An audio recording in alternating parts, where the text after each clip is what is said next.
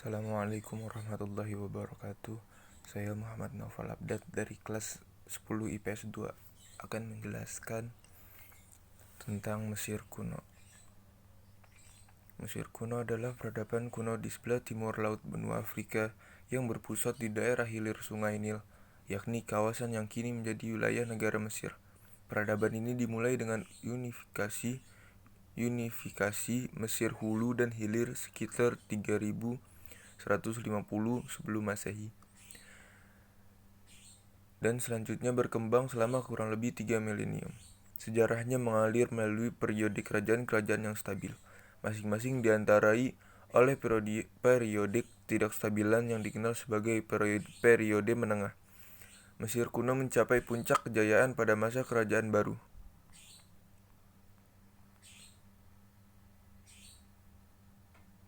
Peradaban Mesir kuno didasari atas pengendalian keseimbangan yang baik antara sumber daya alam dan manusia, ditandai terutama oleh yang pertama, irigasi teratur terhadap lembah Nil.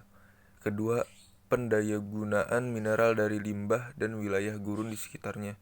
Ketiga, perkembangan sistem tulisan dan sastra. Keempat, organisasi proyek kolektif. Kelima, perdagangan dengan wilayah Afrika Timur dan Tengah serta Mediterania Timur, serta kegiatan militer yang menunjukkan kekuasaan terhadap kebudayaan negara atau suku bangsa tetangga pada beberapa periode berbeda.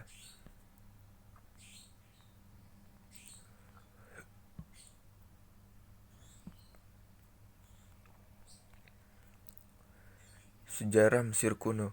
Yang pertama ada periode pradinasti, yang kedua periode dinasti awal, yang ketiga kerajaan lama, yang keempat periode menengah pertama Mesir, yang kelima kerajaan pertengahan, yang keenam periode menengah kedua dan Hyksos, dan yang ketujuh kerajaan baru,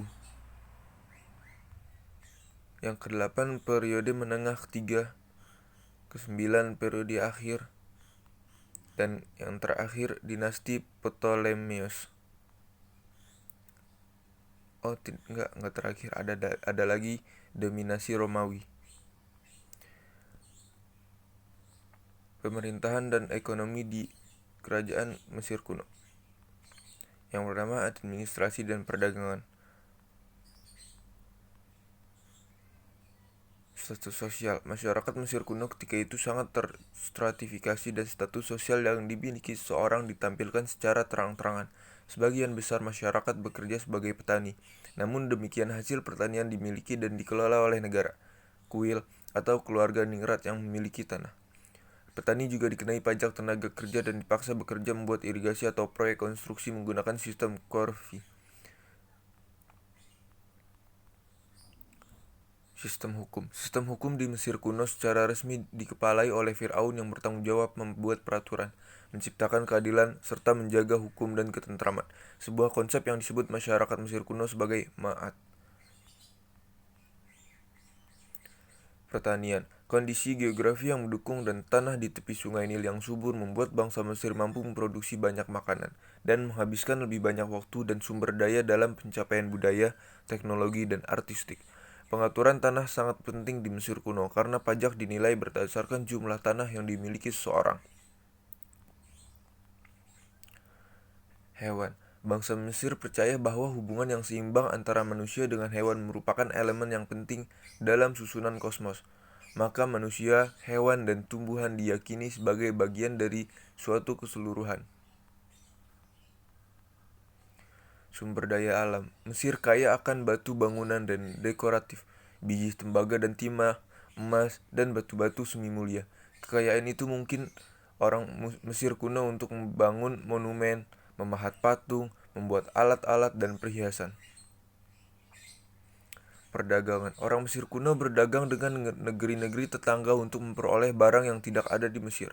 Pada masa pradinasti, mereka berdagang dengan Nubia untuk memperoleh emas dan dupa. Orang Mesir kuno juga berdagang dengan Palestina dengan bukti adanya kendi minyak bergaya Palestina di pemakaman Firaun dinasti pertama.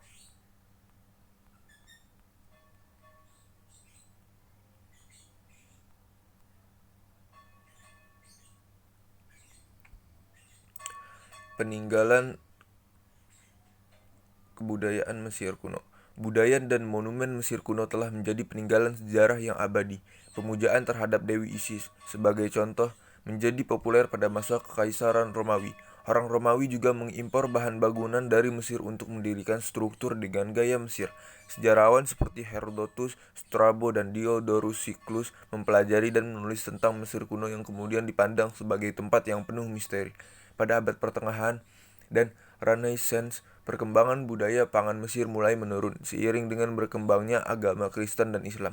Namun keterkaitan terhadap budaya tersebut masih tersirat dalam karya-karya ilmuwan abad pertengahan, misalnya karya Dul Nun al-Misri dan al-Mikrizi. Pada abad ke-17 dan 18, penjelajah dan turis Eropa membawa banyak barang antik dan menulis tentang kisah perjalanan mereka di Mesir, yang kemudian memancing terjadinya gelombang Egyptomania di Eropa. Ketertarikan tersebut mengakibatkan banyaknya kolektor Eropa yang membeli atau membawa barang-barang antik penting dari Mesir. Sekian presentasi saya tentang kebudayaan Mesir kuno.